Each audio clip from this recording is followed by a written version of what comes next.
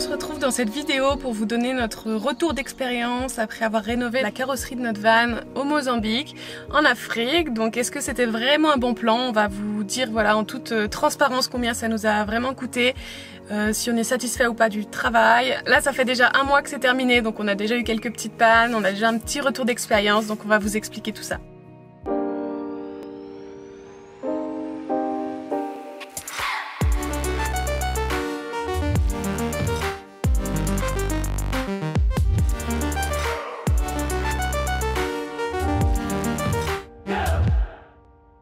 Pour ceux qui ne nous connaissent pas, on est parti il y a 2 ans de France pour voyager à travers le monde avec notre petit van 4x4 qui s'appelle Léon. Et donc on s'était fait voler notre ancien véhicule, donc on a dû l'acheter un peu en urgence 3 mois avant de partir. On a fait juste vraiment les réparations mécaniques indispensables pour partir. Mais quand on l'a acheté, il y avait déjà un petit peu des petits points de rouille, mais il avait été repeint et on n'avait pas du tout le temps et l'investissement pour s'occuper de tout ça. Et on s'est dit en fait le plus important c'est de partir, de pas annuler le voyage, et donc on est parti avec ce véhicule qu'on a acheté 8 000 € tout équipé, avec tous les panneaux solaires, le frigo déjà aménagé. Donc voilà. Ça tombe de toi. Donc maintenant ça fait 2 ans qu'on voyage en Afrique avec, et il y a de plus en plus de rouille qui est apparue un peu au fur et à mesure du voyage. On a longé toute la côte ouest de l'Afrique, donc on était souvent sur des plages avec un univers un peu salé.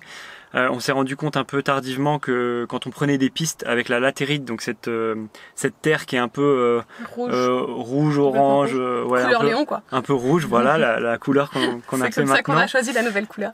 On s'est rendu compte qu'en fait quand la boue se colle sous le châssis, en fait cette terre elle contient du fer, de l'oxyde de fer en fait. Et en fait quand tu le laves pas tout de suite, et ben ça fait rouiller, même par-dessus la peinture, ça fait rouiller la carrosserie. Et pourtant, pendant tout le long du voyage, on essayait de laver le van tous les 15 jours, au maximum 1 mois, un bon lavage du châssis, etc. Mais même si tu le laves souvent, en fait, le problème c'est que tu peux pas le laver tous les jours, et vu que pour traverser, surtout en Afrique centrale, c'est que de la piste en fait. Voilà, c'est que de la piste, donc tu tapes de la boue tous les jours, donc on pouvait pas le laver. Enfin de la boue, de la poussière, mais la poussière reste en fait collée. Voilà. Donc ça fait que le véhicule rouille pas mal, surtout si la peinture est pas saine à la base, quoi. Ce qui était un petit peu notre cas. Mais même ceux qui avaient des véhicules récents, enfin les véhicules au bout d'1 an ou 2 ans de traversée de l'Afrique, ils sont complètement rouillés. Enfin complètement, ils ont vachement rouillé en fait. Ils prennent 10 ans d'âge en 2 ans quoi. Enfin, et par rapport à si tu roules que en Europe, en fait toutes les pistes, ça fait travailler énormément le châssis, la carrosserie. Et puis la poussière, la boue, ça fait rouiller vraiment extrêmement vite n'importe quel véhicule. Donc c'est pas du tout le même usage, et donc voilà pourquoi il était dans cet état-là après 2 ans en Afrique, quoi. Donc il y avait carrément des trous dans la carrosserie, quoi. Et donc pourquoi on a décidé de refaire la carrosserie au Mozambique? Donc il faut savoir il y a beaucoup de voyageurs qui font ça au Maroc, c'est assez réputé pour faire ça. Bon après c'est pas toujours tout rose non plus, il y a des bonnes et des mauvaises histoires. Et donc nous depuis le début on avait un petit peu en tête de repeindre la carrosserie, mais au début au Maroc on n'avait pas encore le temps, et puis Léon n'en avait pas besoin. On voulait quand même rouler quelques mois avec pour être sûr qu'il était fiable avant de réinvestir dans la carrosserie.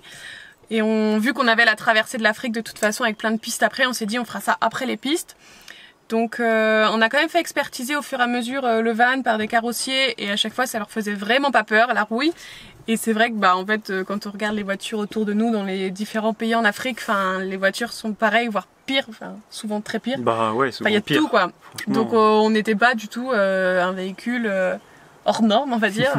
Et puis il n'y avait pas de problème de solidité, c'était juste de la carrosserie à l'extérieur, mais on savait que ça pouvait se réparer. Et donc on avait pris la décision de le refaire en Afrique du Sud, parce qu'on sait qu'ils ont beaucoup plus de matériaux là-bas, même si c'est peut-être 3 fois plus cher, on savait qu'il y avait plus de possibilités, et que si jamais il y avait de la casse pour avoir des pièces, c'était plus facile. Donc ça c'était notre décision, jusqu'au moment où le coronavirus est arrivé. On était à 20 km de la frontière de l'Afrique du Sud quand on a pris la décision de faire demi-tour et de venir s'isoler au Mozambique, ce qui a été la meilleure décision qu'on puisse faire.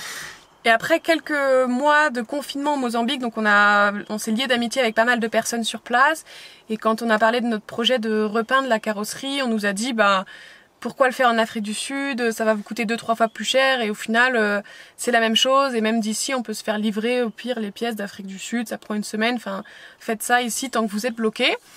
Et en fait nos amis nous ont clairement conseillé ce garage là, on a appelé pas mal de personnes via eux, de personnes qui avaient déjà rénové leur voiture là-bas. Tout le monde en était content de hyper ce content. garage et tout, ouais. Tout le monde disait que c'était vraiment du travail sérieux et tout. C'est un peu dans la région le meilleur garage, carrossier.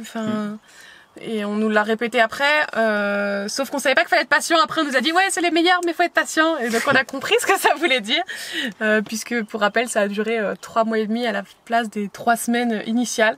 Bon, je pense que les 3 semaines c'était vraiment pas faisable avec du recul, mais bon voilà. Donc pourquoi ça a duré 3 mois et demi au lieu des 3 semaines initialement prévues? En fait, ce qui s'est passé, c'est que je pense qu'il a été un peu débordé parce que avec le Covid, toute l'activité économique était ralentie au Mozambique comme partout d'ailleurs. Et donc c'était le bon moment pour tout le monde pour faire repeindre sa voiture. Et donc il a été vraiment surchargé. Au début, ça avançait bien, on était super contents. Moi, j'y allais tout seul 1 ou 2 fois par semaine. Après, le problème, c'est que toutes les semaines, il faisait rentrer des nouvelles voitures. Et je pense qu'il a été débordé et il voulait pas nous décevoir en nous disant que ça allait prendre plus de temps. Et du coup, sa stratégie, c'était de nous dire toutes les semaines, oui, la semaine prochaine, ce sera fini pour pas nous décevoir. Et en fait, il nous a menés en bateau un peu comme ça pendant 3 mois et demi, quoi. Et à la fin, on a été obligé de vraiment de mettre la pression pour que ça se termine vraiment, parce qu'on avait des problèmes de visa. Au début, j'y allais tout seul et la barrière de la langue, c'était hyper compliqué pour moi parce que je parlais vraiment pas portugais au début. Et du coup, c'était hyper compliqué de se comprendre. Et en fait, quand tout va bien, ça va. Si tu parles pas la même langue, tu fais OK. Enfin, t'arrives à te comprendre. Au début, tu y allais juste pour observer, en fait, pour suivre les ça, travaux. pour filmer et ça suffisait, et ça avançait bien. Et le problème, c'est que quand il commence à y avoir des problèmes, en fait, quand tu parles pas la même langue, c'est hyper difficile à se faire comprendre. Et c'est pour ça que il faisait pas beaucoup d'efforts non plus. Que après, t'es venu avec moi et là, ça a complètement débloqué la situation, quoi. Ouais, moi dès le départ, j'ai bien aimé apprendre le portugais et du coup, je me suis toujours aidée avec l'application Rosetta Stone. Vire à esquerda. À esquerda, c'est gauche. Ce qui est bien, c'est que ça nous force à parler et à répéter. Et en plus, quand on répète mal, l'application, elle nous fait répéter jusqu'à ce que ce soit bon. Donc on est obligé de s'appliquer.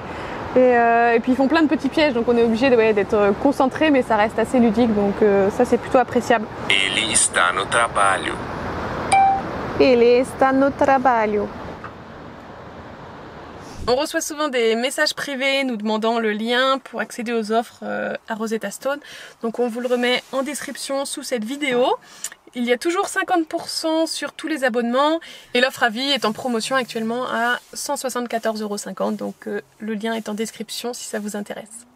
Après 3 mois et demi de chantier, on a quand même réussi à récupérer Léon complètement refait. Donc on peut dire que la mission a été réussie. Et qu'est-ce que tu en penses de la carrosserie ? Franchement, on est plutôt très satisfait du travail. En tout cas, pour le prix qu'on a payé, on est ultra content du résultat. Donc on a payé 400 € pour tout le travail, toute la restauration de la carrosserie, les soudures, la peinture et tout. Après, il y a eu c'est ce qu'ils nous ont demandé en fait. On n'a même pas négocié. On lui a dit on négocie pas le prix, mais voilà, enfin vous faites un travail de qualité. Et ils ont été sérieux. C'est ce qu'ils nous avaient annoncé dès le début pour les 3 semaines de travail. Et après, ils nous ont jamais demandé de payer plus ou de... On leur a demandé, on leur a proposé s'il fallait rallonger, etc. pour que ça aille plus vite. Ils nous ont dit non, il n'y a pas de souci d'argent. Et quand les délais étaient un peu longs. Après, on a quand même dû payer 100 € en plus pour le pare-brise qu'ils ont cassé. Voilà, c'est un peu comme ça que ça marche ici en fait. Les salaires locaux sont quand même très faibles et ils ont clairement pas les moyens, sur tout le travail à 400 €, de payer des pièces qui peuvent éventuellement casser. Mais ça a toujours été comme ça au garage en fait. Mais à chaque fois qu'on était au garage, quand ils cassent quelque chose, ils disent maintenant il y a ça aussi à racheter. Et il faut comme ça que ça racheter, fonctionne ici, ou s'ils font une erreur, il faut. Donc voilà, ça coûte moins cher mais c'est le jeu en fait.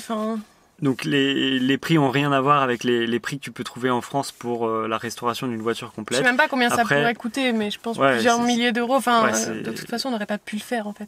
Après, tu payes aussi pour ce que tu as, pour la qualité que tu as. Ils font avec les moyens du bord, comme tu as vu dans les précédentes vidéos. Ils ont très très peu de moyens, ils n'ont pas de tôle neuve, donc ils récupèrent des tôles sur des anciennes voitures. Et puis si ça coûte pas très cher non plus, c'est parce que les matériaux en fait sont pas très chers et de mauvaise qualité. Enfin, mais il n'y a pas de meilleure qualité quoi. C'est ça. Et puis au Mozambique en tout cas. Il faut aussi accepter que ce soit fait un peu à la manière locale, c'est-à-dire que parfois ils lavent pas forcément tout avant de mettre le mastic. Enfin, je les ai vus mettre du mastic par-dessus la terre parce qu'on n'a pas pu le laver quand on est arrivé. Donc il y a certains trucs. La qualité générale du travail est vraiment très très bonne. Et après il y a certains trucs qui sont faits un peu à l'arrache et ils nettoient pas forcément bien et ils mettent des épaisseurs de mastic vraiment importantes. Donc il y a déjà des endroits où ça commence à craquer un tout petit peu. On a bien rigolé avec beaucoup de commentaires où les gens ils disaient peinture sur merde égale propreté. Apparemment c'est ce que les gens disent à l'armée et tout et ouais voilà c'est un peu ça. Il faut donc, aussi le châssis on est un peu dégoûté parce qu'il va falloir refaire le travail. C'est comme s'ils avaient rien fait en fait. Donc, mais bon, la carrosserie est vraiment bien. Refaire. Donc la carrosserie, franchement, même en France, je suis pas sûre que, faut pas croire. A priori, il y en a plein qui nous ont aussi donné des retours d'expérience où en France, au Canada, ils ont vraiment galéré. Des fois, ça a pris 1 an ou 2 ans. Il y en a qui ont vraiment eu beaucoup de difficultés aussi. Donc je pense qu'une restauration d'un vieux véhicule, dans tous les cas, c'est très compliqué. Et c'est un gros chantier. Il faut tout démonter, donc forcément, il y a de la casse, etc. On peut aussi dire qu'ils sont pas très précautionneux sur le matériel. Enfin, ils ont cramé plein de trucs en faisant les soudures. En fait, ils démontent pas les trucs. Ouais, ça, quand même la douche, ils ont cramé le câble d'accélérateur. Il y a plein de trucs qui sont remontés à l'envers. Enfin, on a été en panne, tout ce qu'ils ont remonté, moi j'ai dû corriger vraiment plein de trucs. Après voilà, t'as dû tout remonter, toutes les fenêtres étaient remontées à l'envers. On a de la chance que les fenêtres n'ont pas cassé. Mais voilà, c'est comme ça, il faut accepter. En Afrique, c'est aussi tout est possible en fait. Et si tu retournes, ils vont toujours te réparer, te refaire, te rafistoler le truc. Et donc il y a une solution pour tout. Et voilà, maintenant on est un peu habitué. Et on trouve ça bien aussi qu'ils travaillent avec des matériaux de récup. Que quand il y a un truc cassé, on rachète pas un truc neuf comme on ferait en France. Et il y a eu beaucoup de commentaires aussi où les gens nous disaient mais abandonnez cette merde, ce tas de rouille et racheter un autre véhicule. En fait, c'est juste un peu de rouille. Enfin, je sais pas, mais pour un véhicule en Afrique. C'est vraiment rien quoi, et ils s'y sont habitués et tous les 2-3 ans ils le repeignent, ils réparent, ils ressoudent et en fait racheter un autre véhicule, c'est tellement un non-sens, c'est pas du tout écolo et moi là ça a fait travailler un garage pendant quelques mois. Je suis un peu contre les véhicules électriques, tout ça pour juste de la consommation et en fait la production des batteries, de tout ça en fait c'est pas du tout écolo. Pour moi je pense que la vraie écologie c'est de pas changer de véhicule, de garder son vieux véhicule, de le réparer jusqu'au bout et en Afrique ils sont champions pour ça et moi je pense que c'est vraiment un modèle. Ils se déplacent à 25 dans un minibus qui font au moins 500 000 km avec à le réparer, le rafistoler. Alors ok, il est dégueu, il y a des gens qui appellent ça un tas de rouille, mais moi je trouve que la vraie écologie, elle est ici, elle est en Afrique, et c'est... Ils réparent tout, quoi, ils réutilisent tout. Ouais. Et moi c'est quelque chose que j'adore de plus en plus, j'ai toujours des trucs à bricoler, à rafistoler. Mais voilà, je suis content aussi de faire ça. On parle d'une restauration, mais la restauration, l'objectif c'est que le véhicule il nous dure, je sais pas, nous dure ou qui dure en tout cas peut-être 5 ans. C'est pas une restauration de véhicules peut-être anciens, de collection pour le garder 30 ans dans un garage. De toute façon, là on a déjà repris plein de pistes, donc la carrosserie est déjà complètement rayée. C'est le jeu aussi, c'est comme ça fait mal au cœur, mais c'est le jeu. Donc le but c'est qu'il soit sain et qu'on puisse continuer de voyager avec quelques années. C'est pas qu'il redevienne neuf. Mais d'apparence il est encore plus, il est comme neuf. mais voilà, on sait très bien que ça reviendra la rouille. Mais c'est comme ça pour tout le monde en fait, pour tous les véhicules anciens. C'est le nerf de la guerre et ça s'entretient. Donc non, on est super contents et surtout d'avoir pu le réparer avec du recyclage, de pas avoir commandé toutes les pièces, parce qu'il y a ça aussi, il y en a pas mal qui restaurent en commandant toutes les pièces d'origine, neuves, les ailes, etc. et qui sont reposées, donc forcément c'est plus simple, mais c'est toujours des nouveaux matériaux. Donc là c'est de la réparation à 100%, donc on est vraiment super contents. Donc forcément, on en a eu pour 500 € pour le garage. Et après, on en a eu pour plus cher d'hébergement, c'est le jeu.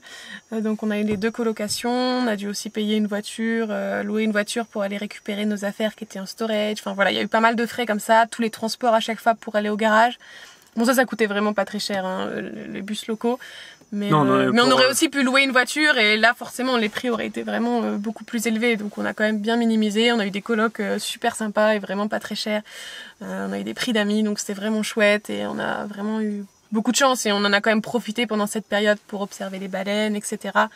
Donc non, c'était vraiment une très bonne expérience et puis c'était rigolo aussi quand même cette expérience de prendre les transports en commun, de pas avoir de véhicule, d'aller au garage, de voir comment ça fonctionne aussi le garage. Un peu l'Afrique autrement quoi. Et, ouais. Donc non, on ne regrette rien. Enfin, de toute façon, on pouvait, dans la situation dans laquelle on était, on n'avait pas d'autre choix. On n'avait pas d'autre solution. Donc pour conclure, si c'était à refaire, on ne regrette rien. Évidemment, s'il n'y avait pas eu le coronavirus, etc., on aurait peut-être été dans un autre garage, mais on aurait eu d'autres problèmes, ça c'est sûr. Enfin, une rénovation comme ça, c'est jamais rose. Donc voilà, ça s'est pas mal terminé. On ne regrette pas. D'ailleurs, ce qui serait peut-être intéressant de comparer pour ceux qui ont fait des rénovations dans d'autres parties du monde, y compris en France, combien ça vous a coûté. Comme ça, pour ceux qui sont intéressés, et puis même pour nous. Il y en a pas mal qui disent que au Maroc, donc s'il y en a qui l'ont fait au Maroc, dites-nous comment ça s'est passé à peu près et puis combien ça a coûté. C'est toujours intéressant de savoir. Voilà.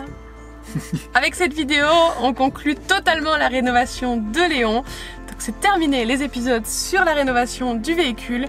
Maintenant, place à la vraie aventure. On reprend totalement l'aventure. Donc on a changé tous nos plans avec le coronavirus, enfin comme beaucoup de monde. Mais on vous expliquera tout ça très prochainement. Donc abonnez-vous pour ne rien louper.